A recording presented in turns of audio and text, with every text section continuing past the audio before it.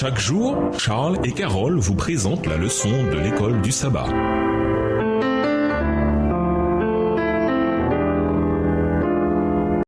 Bienvenue à votre émission. Dieu nous parle. Nous annonçons de jeudi, le prince de paix. De quelle manière les textes suivants décrivent-ils l'avenir que Dieu avait envisagé pour son peuple? Ésaïe 9, verset 6, Ésaïe 11, verset 1 à 5, Ésaïe 60, verset 17, Osée 2, verset 18, Michée 4, verset 3. Ésaïe 9, le verset 6, « Donnez à l'empire de l'accroissement et une paix sans fin au trône de David et à son royaume. L'affermir et le soutenir par le droit et par la justice, dès maintenant et à toujours. Voilà ce que fera le zèle de l'Éternel des armées. » Ésaïe 11, verset 1 à 5. Puis un rameau sortira du tronc d'Isaïe, et un rejeton naîtra de ses racines. L'Esprit de l'Éternel reposera sur lui, esprit de sagesse et d'intelligence, esprit de conseil et de force, esprit de connaissance et de crainte de l'Éternel. Il respirera la crainte de l'Éternel, et il ne jugera point sur l'apparence, il ne prononcera point sur un oui-dire, mais il jugera les pauvres avec équité, et il prononcera avec droiture sur les malheureux de la terre.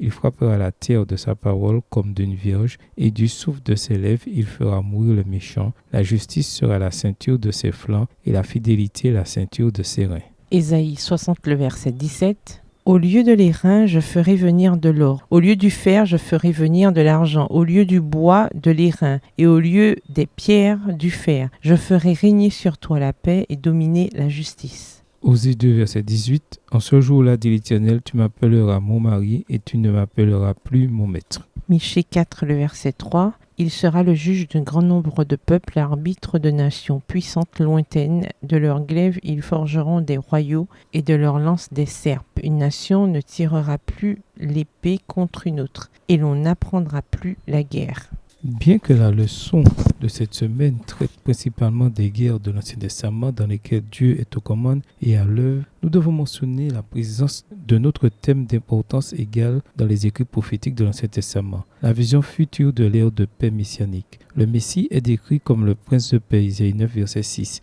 Il inaugurera un royaume dominé par la paix, où le lion et l'agneau auront un même pâturage, Isaïe 11, verset 1 à 8. Où il n'y aura ni destruction ni souffrance, Ésaïe 11, verset 9, et où la paix régnera, Ésaïe 60, verset 17, et coulera comme un fleuve, Ésaïe 6, verset 12. Lisons 2 Rois 6, les versets 16 à 23. Que nous apprend cette histoire sur les desseins profonds de Dieu pour son peuple et pour l'humanité?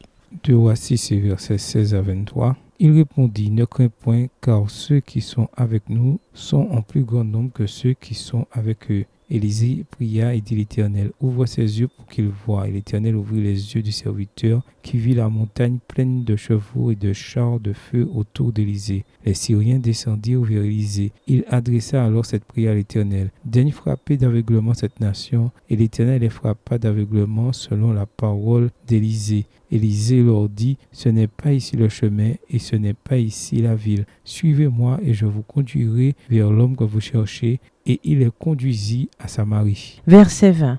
Lorsqu'il fut rentré dans Samarie, Élisée dit, Éternel, ouvre les yeux de ces gens pour qu'ils voient. Et l'Éternel ouvrit leurs yeux, et ils virent qu'ils étaient au milieu de Samarie. Le roi d'Israël, en les voyant, dit à Élisée, frapperai-je, mon père? Tu ne frapperas point, répondit Élisée. Est-ce que tu frappes ceux que tu fais prisonniers avec ton épée et avec ton arc? Donne-leur du pain et de l'eau, afin qu'ils mangent et boivent, et qu'ils s'en aillent ensuite vers leur maître. Le roi d'Israël leur fit servir un grand repas, et ils mangèrent et burent. Puis il les renvoya, et ils s'en allèrent vers leur maître. Et les troupes des Syriens ne revinrent plus sur le territoire d'Israël. Réfléchissez à l'histoire de l'armée syrienne nourrie à l'initiative d'Élisée au lieu de les massacrer. 2 Rois 6, verset 22. Il leur manifesta l'idéal suprême, la paix que Dieu avait toujours souhaité pour son peuple. Il est intéressant d'observer qu'Élisée est tout à fait conscient de la supériorité de l'armée invisible qui encercle l'ennemi. 2 Rois 6, verset 17. Bien que Dieu soit impliqué dans un conflit cosmique qui affecte également notre planète, le but final de la rédemption n'est pas un conflit perpétuel, ni même une soumission éternelle de l'ennemi à l'état d'esclave, mais plutôt la paix éternelle.